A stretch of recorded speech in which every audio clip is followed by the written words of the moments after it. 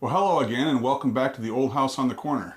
If you've been following along with us over the last year, you'll know that we've been sharing video footage and photos from our 2-week road trip in Scotland last May. You'll also know that we're nearing the end of our video series on Scotland, and we've been wrapping up the end of our trip with a couple days in Edinburgh, the capital of Scotland. This video begins on our second full day in Scotland, which was May 16th, the 13th day of our Scotland vacation. And after eating a quick breakfast, we got on the Blue Bus, which is the longest distance of the bus routes that they have, which took us all the way to the port of Leith, which was on the shore of the Firth of Forth.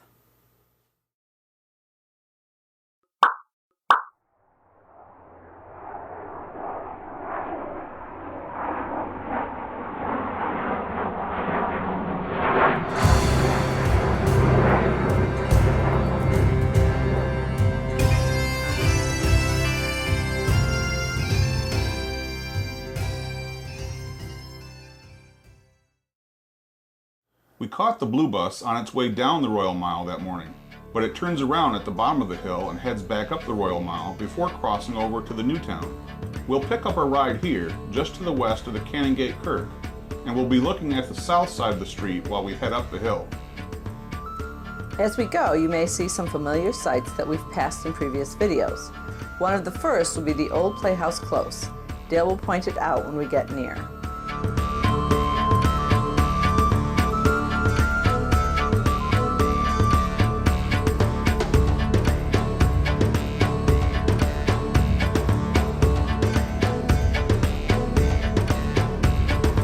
And there it is on our left.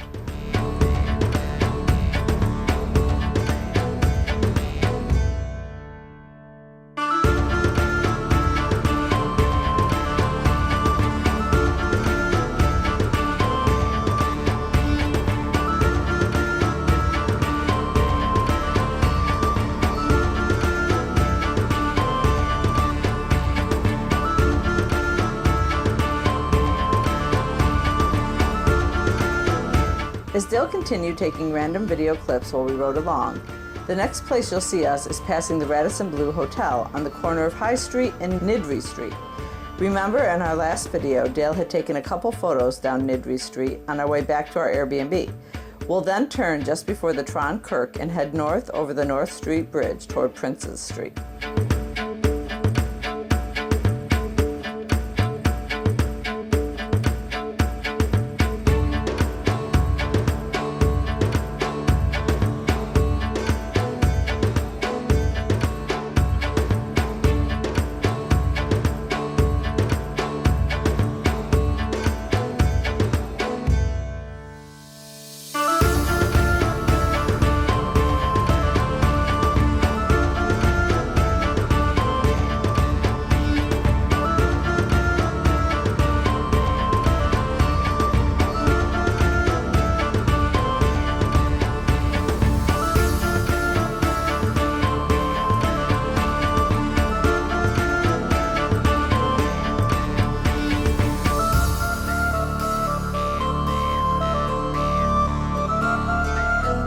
Now we're passing the landmark Balmoral Hotel, which opened in 1902 as a railway hotel to complement the Waverley train station, sitting below and behind us.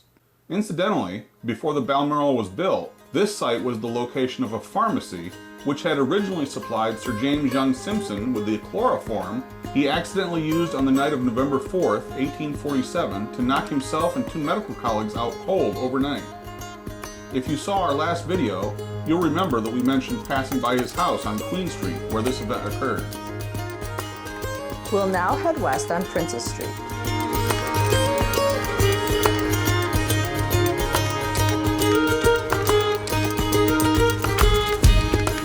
Notice this morning was rather foggy. So foggy, in fact, that you can barely see the Royal Mile to our south on the left, and Edinburgh Castle is out of sight altogether.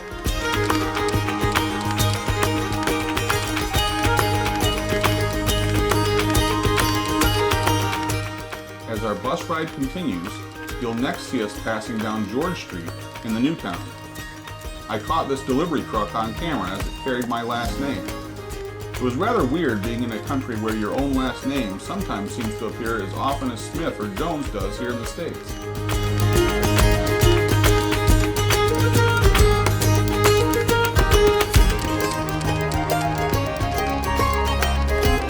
We then turn north on Hanover Street and stay straight, passing through the Queen Street Gardens and continuing on to Dundas Street.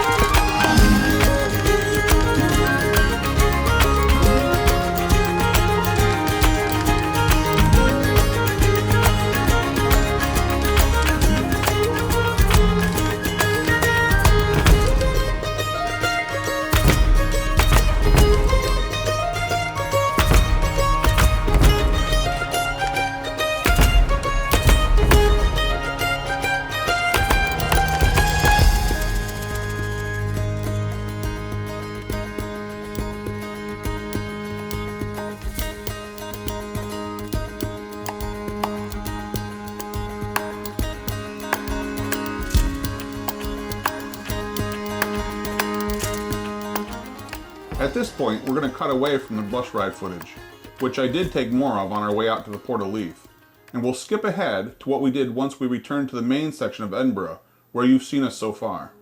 Our blue bus would eventually make its way back to the bus station and starting point for all three of the hop-on, hop-off tour routes.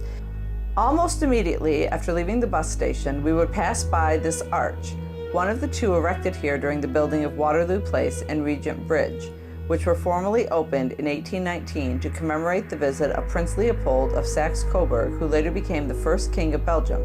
Leopold was the uncle of Prince Albert, husband of Queen Victoria. The next thing we'd see, kitty corner across from the Balmoral Hotel, was this statue erected in 1852 to honor Arthur Wellesley, 1st Duke of Wellington, the military leader who defeated Napoleon at the Battle of Waterloo. Traveling further across from the Scott Monument, we'd see the Jenner's building with its interesting carved stone facade. The original building that sat on this corner opened in 1838 as a linen drapery store owned by Charles Kennington and Charles Jenner.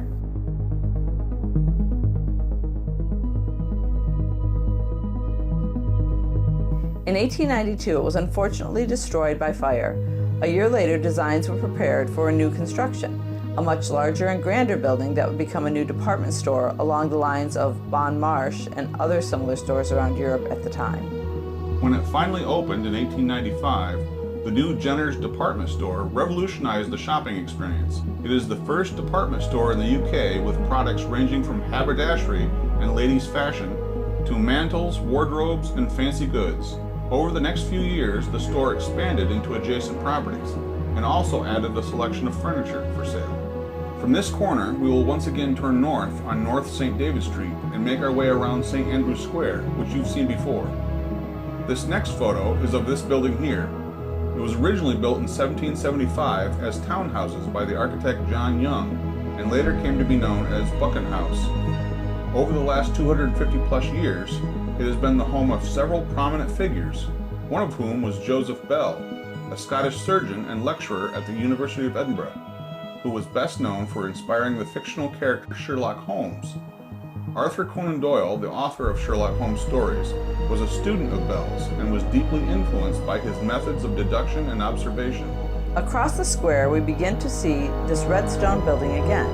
While certainly not one of the oldest, it is still an interesting Renaissance-style building.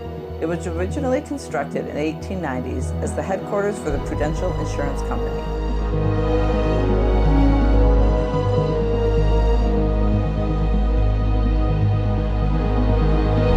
From here, we'll head back to Princess Street and then turn west, where we'll exit the bus on Lothian Road and descend the steps into the Kirkyard Cemetery surrounding the parish church of St. Cuthbert. The site of St. Cuthbert's Church of Edinburgh is believed to potentially be the oldest Christian site in the city. Tradition holds that a chapel was built on this site in the 7th century by St. Cuthbert himself. The church is first officially recorded in 1128 when King David I granted the land to the Holyrood Abbey. Following the Reformation in 1560, St. Cuthbert's became a Protestant church, often referred to as the West Kirk. The current church, a Baroque and Renaissance-style building built between 1892 and 1894, replaced older structures on the site and incorporates elements of those previous structures, including the steeple.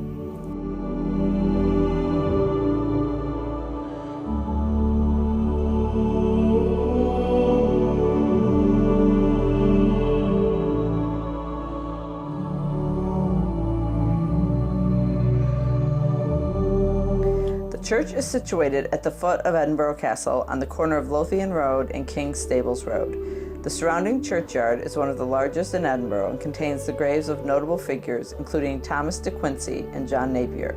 The church features beautiful stained glass windows, including a Tiffany window depicting David facing Goliath.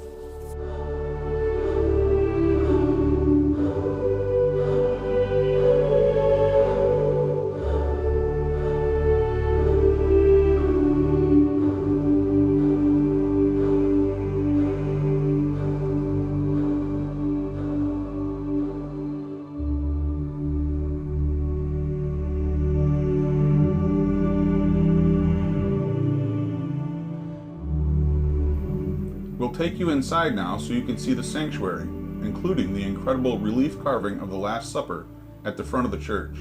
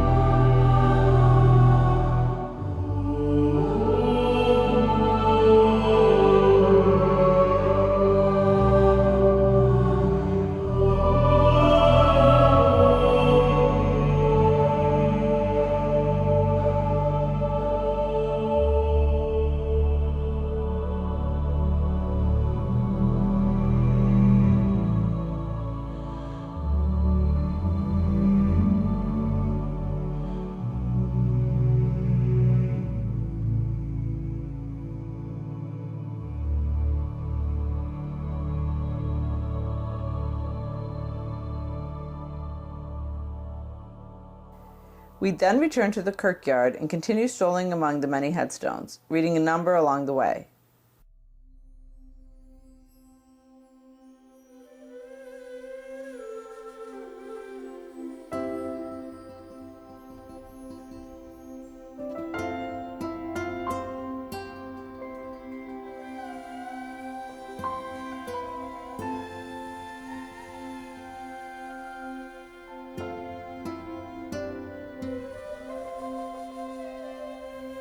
Among them, we found the statue of another dog. Edinburgh and San Diego, California share a twinning link with a unique twist. Each city is home to a famous dog. Edinburgh's loyal and beloved Greyfriars Bobby, and San Diego's equally beloved vagabond dog, Bum. In recognition of these canine heroes, a statue of Bobby was presented to San Diego, and this statue of Bum was gifted in return. The dogs represent the spirit of a twinning link, friendship, loyalty, and shared experience. Bum died in 1898, aged 12 years. From there, we would walk over into the west end of Princess Street Gardens to see the Ross Fountain.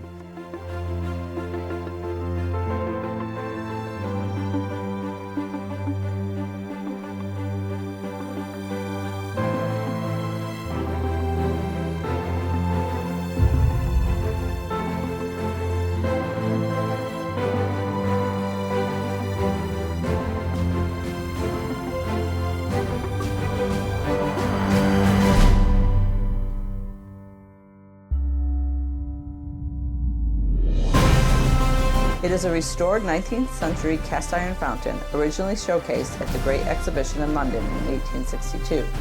Daniel Ross, a local gunmaker, was so captivated by the fountain at the exhibition that he purchased it and had it transported in 122 pieces to be reassembled as a gift to the city of Edinburgh. It underwent a major restoration in 2018 returning it to its former glory and ensuring it would continue to be a popular landmark.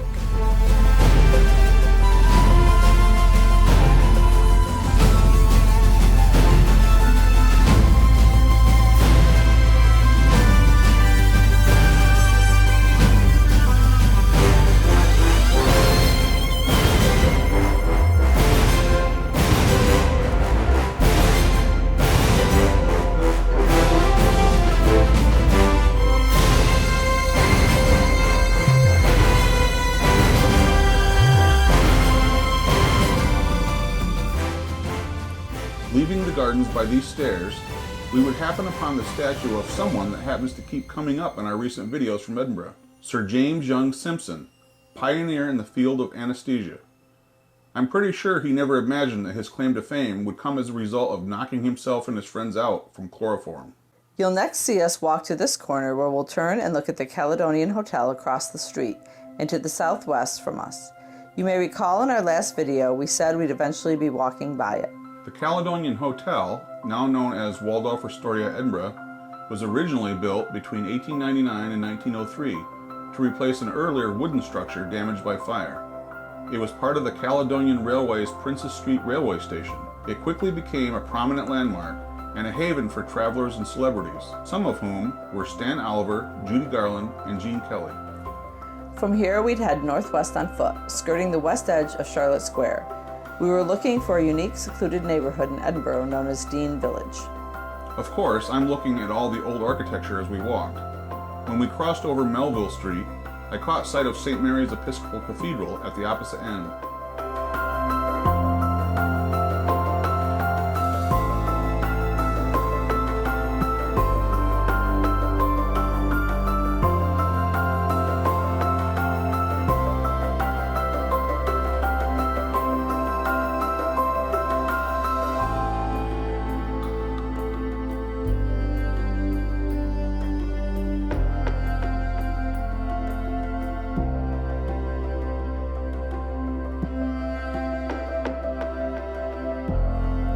Eventually we reached the street known as Bell's Brae and began to make our descent.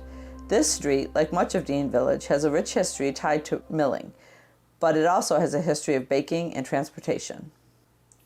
One of the more notable buildings, the yellowish one coming up on our left, is the old Baxter's Toll Booth, a former granary and meeting place for bakers.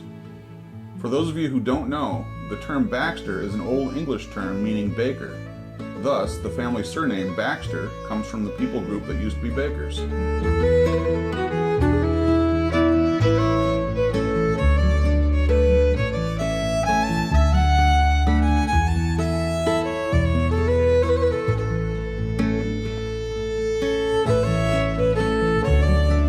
This old bricked-up doorway into the building has an interesting inscription above the lintel. It reads, "God bless the Baxters of Edinburgh, who built this house, 1675. Here is that same doorway on an engraving made in 1693 that shows this building, the old Baxter's Toll Booth, sitting here in Dean Village. Of course, this was 80 plus years before the construction of the new town, so you can see open fields between here and Edinburgh Castle, sitting atop the crag in the background. Charlotte Square, where we visited the Georgian House, would be roughly located here, with George Street running east from it. And this building you see sitting below the castle is likely an earlier church of St. Cuthbert, built prior to the one now sitting in its place where you saw us visiting earlier, which was built 200 years after this engraving. Notice the Nor Loch, which would later be drained and turned into the beautiful Princes Street Gardens. Dean Village, originally known as Water of Leith Village, is a historic area in Edinburgh with roots tracing back to the 12th century. It was established as a milling community, utilizing the water of Leith for powering its mills. Over time, it became integrated into Edinburgh, but its unique character and historical milling remnants are still visible today. Since the eventual decline of the milling industry and a devastating fire in the early 19th century, Dean Village saw a decline itself for a period of time, until it was revived as a desirable residential area that offered a scenic location in a tranquil area while still being in close proximity to the city center.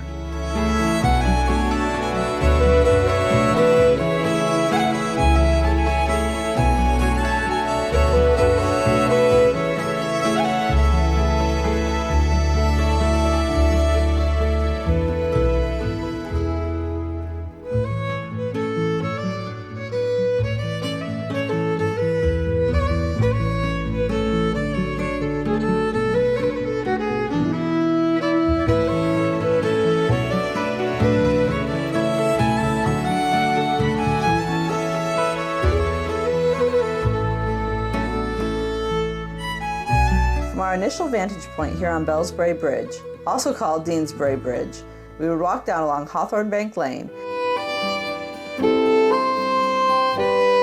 where we'd eventually turn and look back at where we had been standing previously.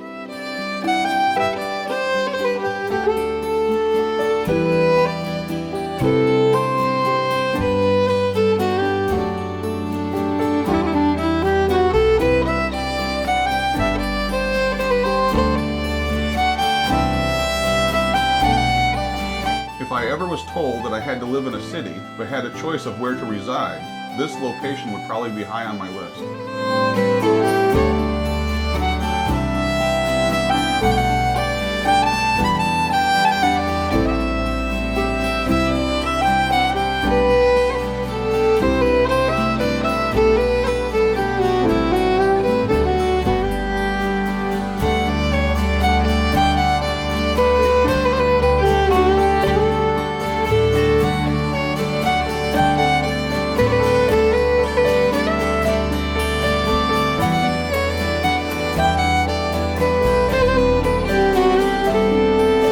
Someone keeps forgetting to pick up the dog poo. If you don't want to be fined 80 pounds, please clean up after your canine. Soon it was time for us to head back to the city center as we had reservations for a tour at another location, a 16th century tenement house on the Royal Mile. But we have a few other things to look at before we make our way there, so let's go do some more exploring. We'll take a few last looks at the interesting old buildings here in Dean Village.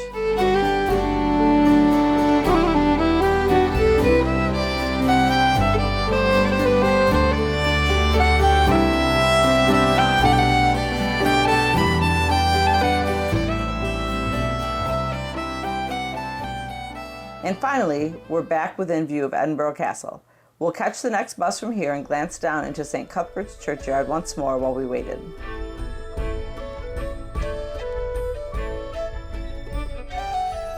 From here, we'd travel to the east side of the Grass Market, where we'd hop off our bus again to make our way on foot uphill along one of Edinburgh's most photographed streets, Victoria Street. This end, which connects to the Grass Market, is known as the West Bow.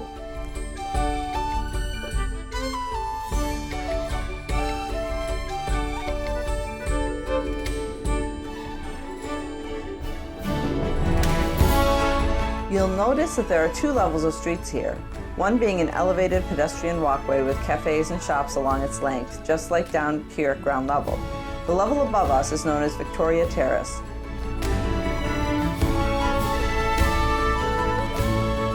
We'll make our way up there once we reach the top of Victoria Street.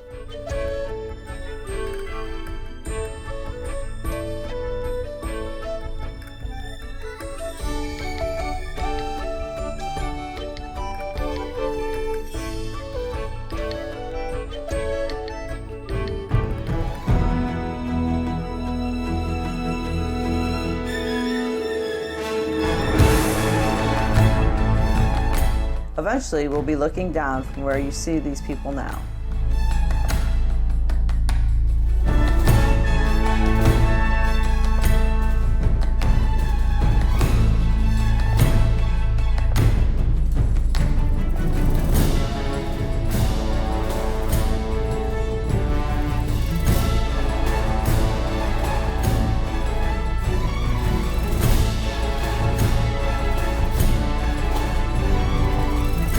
Once we reach the top of Victoria Street, where it meets George IV Bridge Street, we'd enter Victoria Terrace, which is at street level here, and we'll follow it about halfway until we reach this point where we'll look down below us.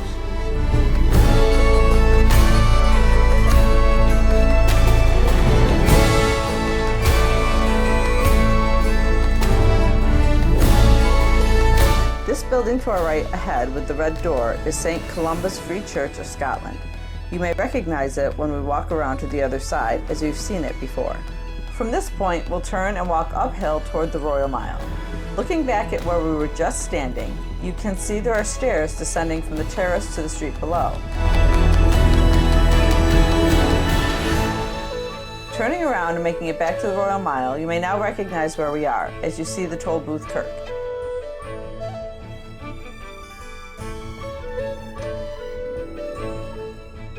This is the intersection of Upper Bow, which we walked up on, Johnston Terrace to our west, and the two top streets of the Royal Mile known as Lawn Market and Castle Hill, where we previously walked up to Edinburgh Castle. We will briefly take a short walk down Johnston Terrace, and ahead, at the end of the row of structures we can see, is another interesting old building. This is currently the location of the Castle Rock Hostel, but it was originally built in 1846 and was at one time used as a boarding school.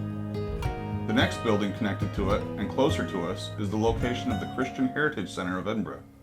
It was built in the early 1840s as Victoria Hall, and was formerly used to accommodate the General Assembly of the Church of Scotland.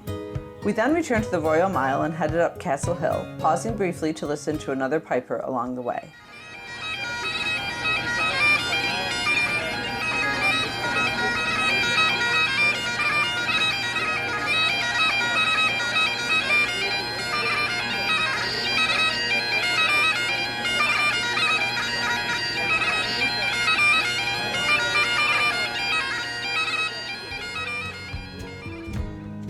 After that, we'd walk down Ramsey Lane and around the corner to enter another building that you may have seen before on our first evening in Edinburgh. If you watched that video, you'll recall this view of the new college at Edinburgh University, a seminary for those going into the clergy. I apologize for the poor camera work here as we walk along Ramsey Lane. I was apparently so busy looking at the old buildings that I didn't notice I had aimed the camera upwards. At least you're getting to see some of the blue sky and nice weather we had.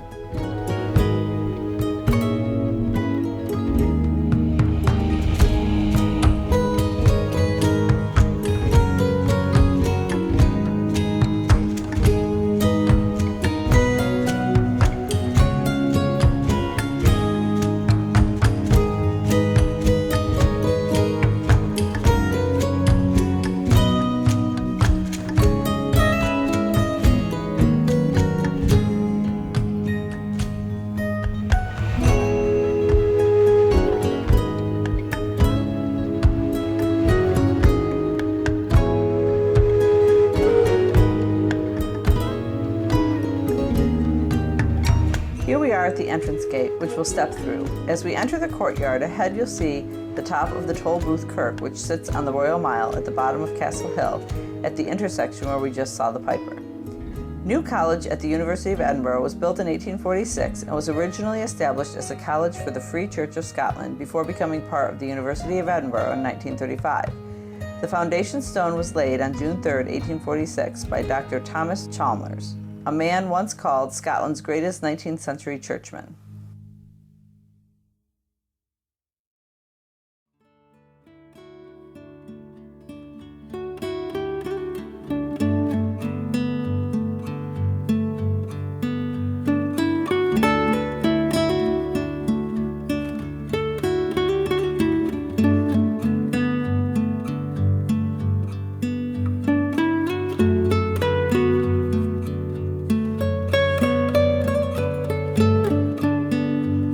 It should also not be surprising that a statue of the Scottish reformer John Knox stands within this courtyard.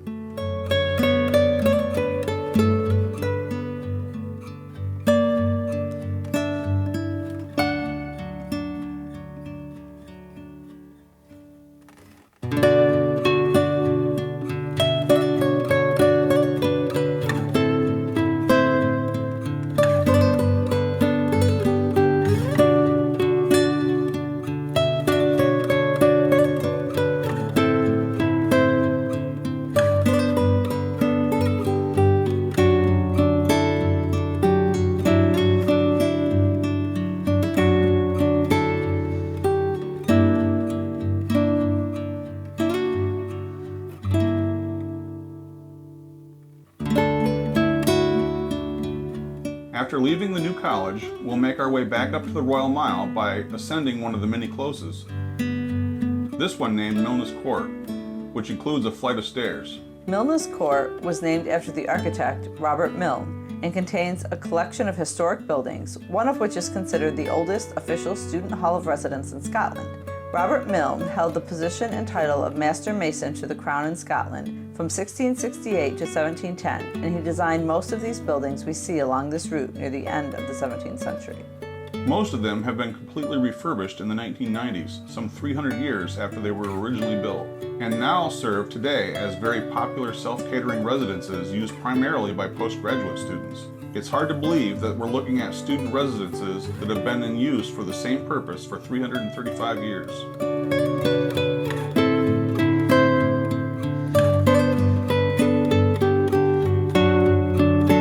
You'll notice that we're back out at the intersection at the top of the Royal Mile again. From here, we turn east to our left and begin heading down the Royal Mile again, heading toward our next scheduled tour reservation, which was at the 16th century tenement building known as Gladstone's Land.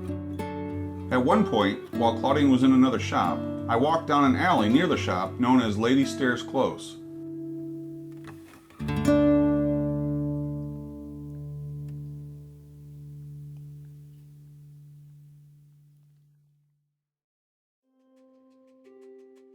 I followed it down to its courtyard and looked at the outside of a building now known as the Writers' Museum, which celebrates three of Scotland's literary giants, Robbie Burns, Sir Walter Scott, and Robert Louis Stevenson. The building, however, which is a Category A listed, was originally built in 1622 by a Sir William Grey of Pittendrum for he and his wife. Over the door lintel, he inscribed the words, "Fear the Lord and depart from evil." The house was later purchased in the early 1700s by his granddaughter, Elizabeth Dalrymple, Dowager Countess of Stair, who lived here from 1719 until her death in 1731, during which time the house was renamed Lady Stair's House and the close named Lady Stair's Close.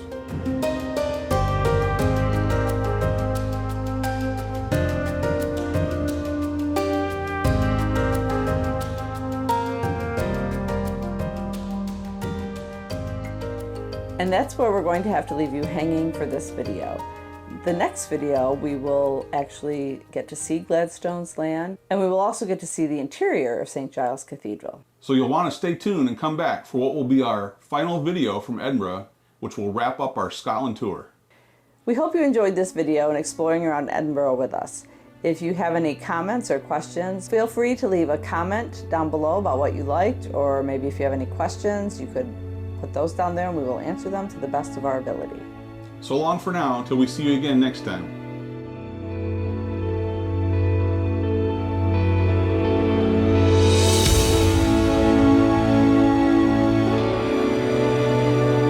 If you aren't yet a subscriber to our channel, please click on the subscribe button below this video and also on the notification bell so you won't miss any future videos.